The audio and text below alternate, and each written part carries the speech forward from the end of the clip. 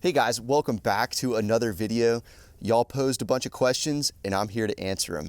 Thank y'all for joining me on yet another edit. Today we are out here in this beautiful cypress swamp just outside of Houston, Texas, like 30 minutes outside the city, and it is by far my favorite place to come paddle if I just have an afternoon to sneak away.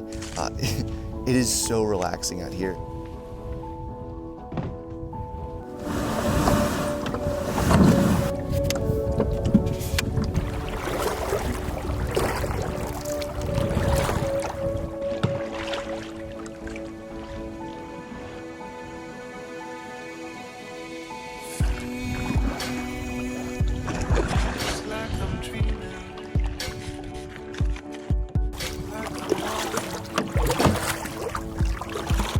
Fall is such a cool time to go kayaking. Everything is radiantly colored as the chlorophyll stops going out to the leaves. These cypress trees turn a nice bright red, different hues of green. Wow.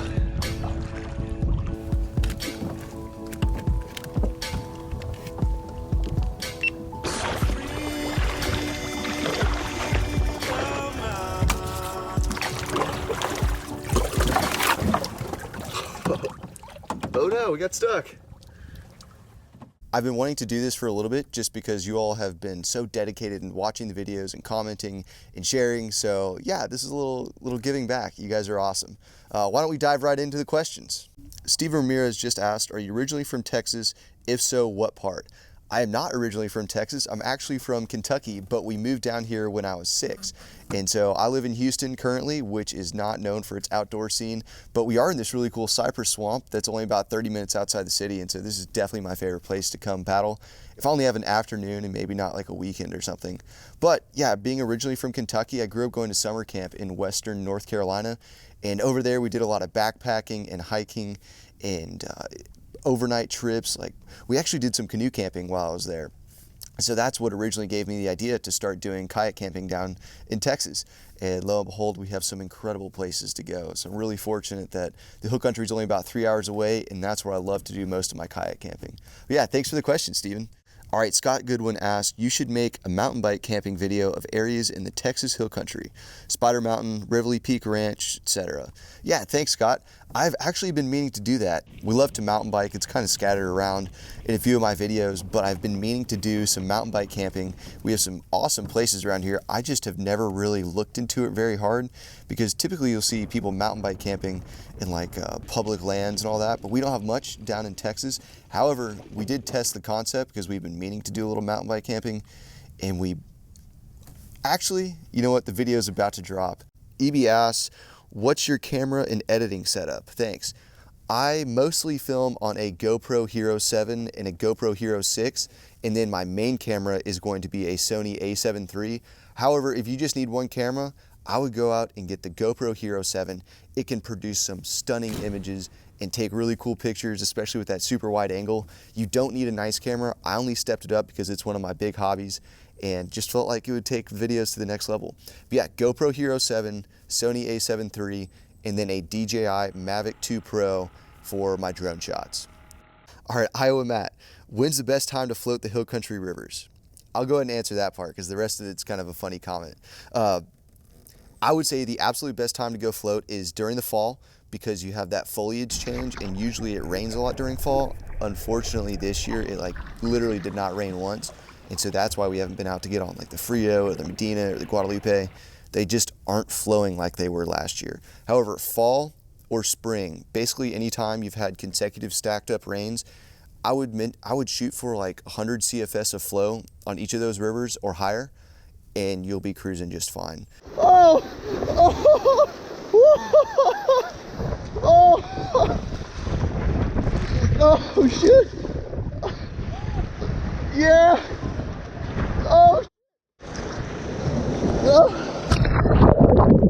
I've done them at less, like we've done the Medina at 25 CFS cubic feet per second, and we did a lot of hiking. It was like a tough trip. So fall, spring, anytime after a big rain, 100 CFS or higher, and you'll be good to go. All right, Southern Paddler, do you record a lot of video then narrow it down while editing, Or are you more selective about what you record and maybe have certain shots in mind before you go? Yeah, absolutely. I am a lot more selective than I think you'll find a lot of kayak campers are. I will only turn it on for the highlights. But then on top of that, I will narrow down my selects quite a bit. I think you'll notice in my editing style, I really only stick to like 5-second long clips or less, just because I don't know, that's the way I like to see it. It's more of a montage while telling a story and not so much paddling and talking kind of the whole time. Like, this is a cool angle for doing certain things, but at the same time I like to mix it up and attach the GoPro to different parts of the boat and like stick it underwater, and I don't know, it's just personal preference. But yes, be selective about your shooting, narrow down your clips, limit it to like 5 seconds long unless you're explaining something, and you'll probably have a little bit better of an edit, in my opinion. There's so many ways to do it, and there's not a right or wrong way. Just whatever you think is going to be cool to your friends, I would do that.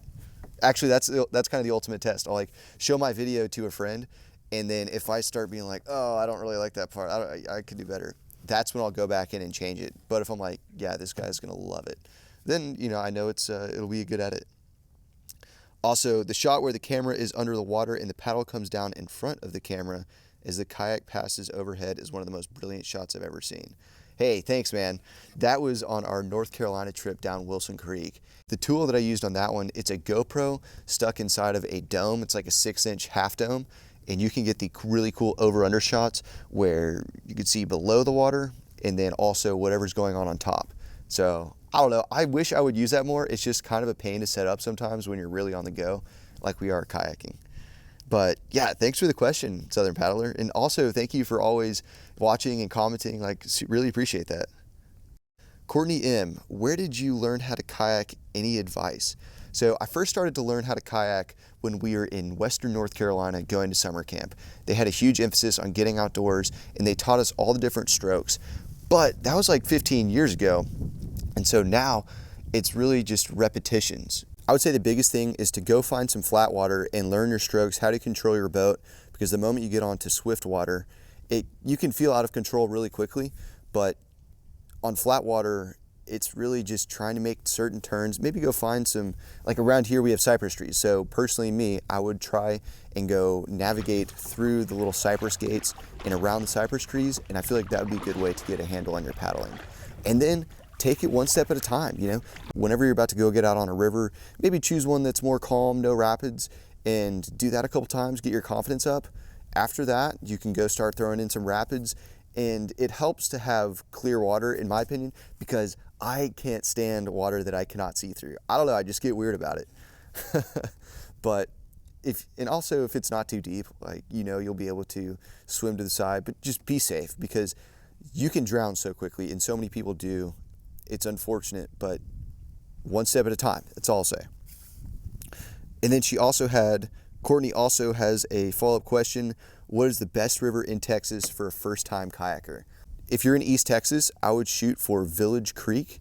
It's out near Lumberton, and that's a really cool section. I've heard it's spring-fed because the water is much better quality than most of East Texas, but it's got sandy beaches, and it's really a fun place to just go hang out. We've done a couple kayak camping trips out there. So East Texas would be Village Creek near Lumberton. In Central Texas, I would say probably the Guadalupe River. It's a very commercialized place, but I don't think it's too technical. The lower Guadalupe. So go talk to an outfitter out there and see which section they would recommend most.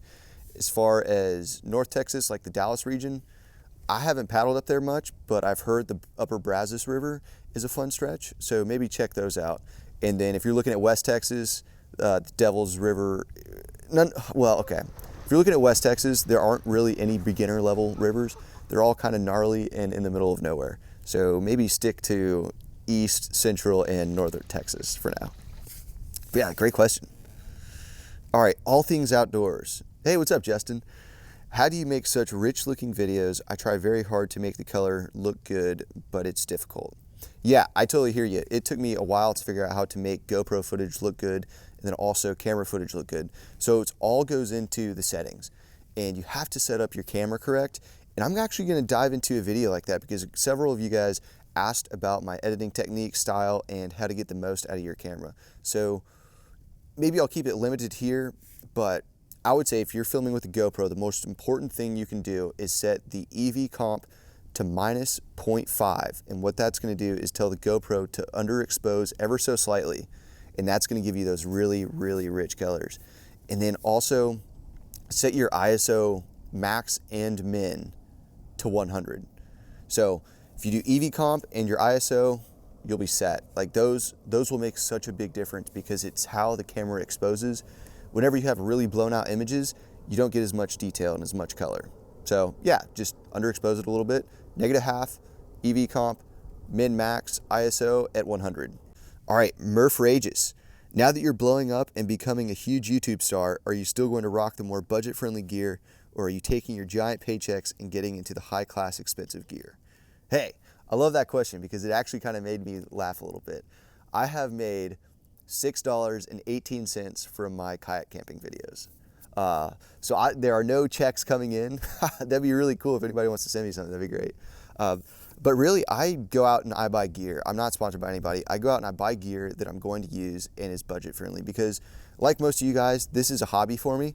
And I enjoy making these videos and I enjoy kayak camping and paddling and spending time outdoors.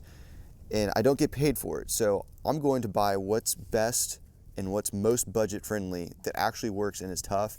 I don't know, we're just out there to have fun. And I think you'll notice that in my gear review video right up here that we are going to try and keep it that way because I want gear that works, makes sense, and that we can have fun on. So if you guys are enjoying the show so far, make sure to subscribe and watch a couple of my other adventure videos. I think you guys will really enjoy them.